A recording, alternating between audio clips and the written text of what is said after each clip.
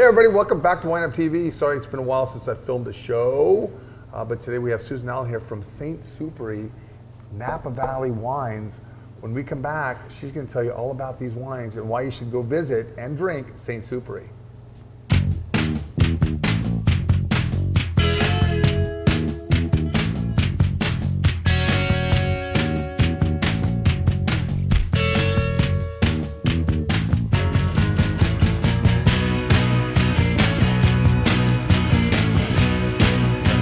Susan. Hi. Thanks for stopping by. Live in Seattle. I do, yes. And you've been at stsupery for how long? About 2.5 years now. That's a good gig. stsupery is really a great company to work for. It must be nice working for a family-owned winery. It is. We are owned by the Scali family from France. They are third-generation winemaking family. Right now, currently, stsupery is the only winery that they own. We are a Napa Valley estate-grown, as we said, family-owned, and we specialize in Sauvignon Blanc and Cabernet Sauvignon. And you've been doing since the late 70s, right? Exactly, exactly. The Scalis visited Napa Valley in the late 70s and looked for a unique piece of property that was rather large, and they found Dollarhide Ranch, which was a working horse and cattle ranch at the time, and they purchased it and started planting grapes in the early 80s. Very cool. I think that was a big, just at the beginning of the heyday, pre-phylloxera. I mean, the really bad phylloxera kind of happened in the late 80s, early 90s. I think the properties back then, they were old school. You know, I mean, today you go to Napa, a lot of corporations have bought up all these wineries in Napa and they've lost some of their charm. But stsupery has maintained its charm, but it's had to keep up with the game. You know, they put a lot of money back into their winery, which they should. Their tasting room, there's great. You could talk about all that at the end. Let's talk about your wines. So today we're tasting our flagship wines. We brought our Napa Valley Estate Sauvignon Blanc, as well as our Dollarhide Sauvignon Blanc, which is a smaller selection made from the same area coming off the Dollarhide Ranch, and our Estate Cabernet Sauvignon, along with our Dollarhide Cabernet Sauvignon. So what we're known for is the Bordeaux varietals, starting of course with Sauvignon Blanc and Cabernet Sauvignon. And stylistically, our Sauvignon Blanc has a tendency to range on the Sauvignon Blanc spectrum of grapefruit. So if you have grapefruit on one end and you've got green grass on the other, we would be leaning more towards the grapefruit spectrum. So when we go ahead and taste it and smell it, first thing you should smell is like you're cutting into a fresh grapefruit. Yeah, and that's a good characteristic of a lot of the Cabernet, or a lot of the Sauvignon Blancs from Napa Valley. They're very grapefruity, fresh cut field of hay, all those, really kind of grassy in a sense. So for ours, we're leaning more towards grapefruit and fresh lime, citrus. Those would be the flavors that you're looking for. When I travel, a lot of times people talk about passion fruit, kiwi, those types of things. And so one of the things that's nice about ours is Michael Schultz, our winemaker, does a great job balancing the fruit and the good acidity. So you've got a really nice, great forward fruit coming out of it, and then a crisp acidity in the end. All of our wine, the Sauvignon Blanc, is harvested at night, comes into the cellar cold, and is kept cold and fermented all the way through the fermentation process cold, and that keeps that crispness and that great fruit coming into it. So stylistically, when people are looking for Sauvignon Blanc, this would be more on the brighter grapefruit side versus the green grass side. So that's why I think a lot of people really like it. Last year we were rated as one of the best American Sauvignon Blancs. So that's quite the accolades. And yeah, it seems like you send your wines off to review and they get pretty good scores. They do. They're solid wines. Very consistent, very consistent. So stylistically, what's really kind of nice about being a Sauvignon Blanc producing house is we can go ahead and taste our Dollarhide Sauvignon Blanc. Comes off of the same vineyard, but it comes off the specific block, some of the older block of Sauvignon Blanc, and the block that Michael thinks gives it a little different flavors.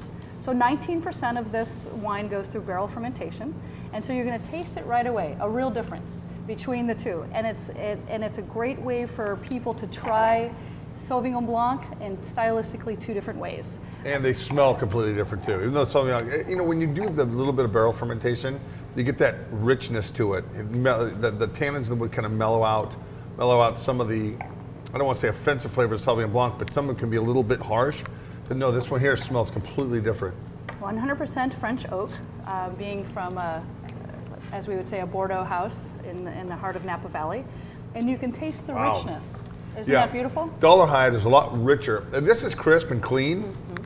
This one here is round. It's got a great mouthfeel, and it's just yummy. I know. So Is that a good word for describe a wine? Just yummy? So our estate Sauvignon Blanc is something you can drink all the time, drink with a meal, drink as an aperitif with your friends. It's very popular. The Dollar Hide Sauvignon Blanc is a little bigger. It would go great with fettuccine Alfredo, some nice salmon dishes. So it's a little bit richer and more probably you'd be enjoying it with a meal on those lines. But really a great example of how Sauvignon Blanc can be stylistically different and delicious in both its Retail on this Sauvignon Blanc. retail is about $20. And then the Dollar Hide? The Dollar Hide is about. Put you on the spot, didn't I? Yeah, you did there. I know.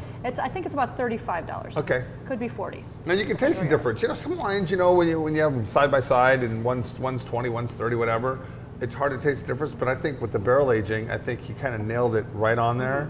And it's got that really nice, pleasant mouthfeel, and it is a lot richer, a lot more, more full body. All right, let's talk about your cabs.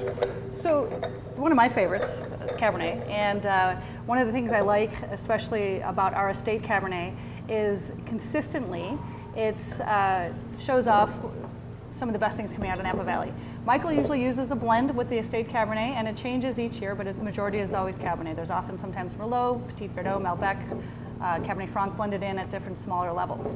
But right away you're going to smell that wonderful black cherry. I like to say stone fruits coming out of it. So tasting these wines, even smell these wines in a big glass, in the proper glassware, it's so much different, isn't it? Because I mean, you smell this one in this glass. I'm going to start doing some glasses. George Riedel was in town not too long ago. I went to one of his seminars. It's unbelievable. But when you start using proper glassware, guys, I'm telling you, do glasses matter? Absolutely, they do. All right, so both these are 2009. They are. And so the difference between where they're both coming from our Dollar Hide vineyard. The single vineyard Dollar Hide Cabernet Sauvignon is coming from the oldest block of the vineyard, which is 30 years, some of them 31 years as we're moving in. And you're going to tell right away that the Dollar Hide is a much bigger wine. But tasting this one first, it's a beautiful wine. You've got the richness in the mouth, nice berry flavors. The tannins aren't too harsh. They're softer tannins. Really a very pleasant, easy wine to drink, but structurally, it's really sound. It's definitely Napa Valley fruit. I mean, I lived there for so many years, and it's just, you could tell in Napa Valley wine. It's just rich, round, big, opulent. 2009 warm vintage. It's as far as we are sold out of the 2009 vintage at the winery. So if you can find some here in Portland, that would be great to grab some because I think it's a wonderful bottle of wine.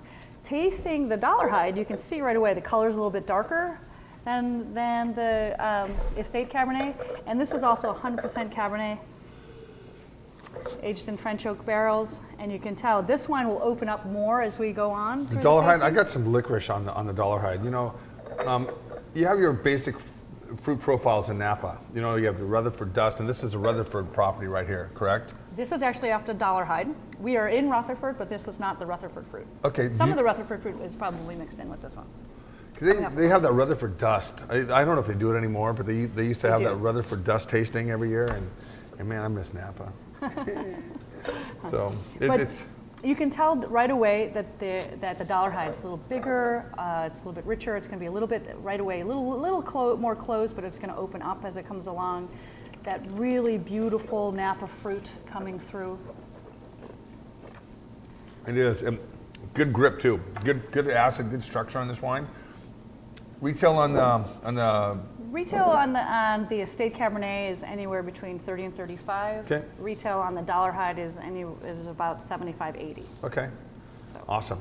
You know, they're good representations of Napa Valley, and I think they're wonderful. If you guys are ever in Napa, please come down and visit us. Tasting room hours? Beautiful tasting room. We're open 7 days a week, 10 to I think 5 o'clock. You can enjoy the wine, go out into the garden, play a little pétanque in the yard.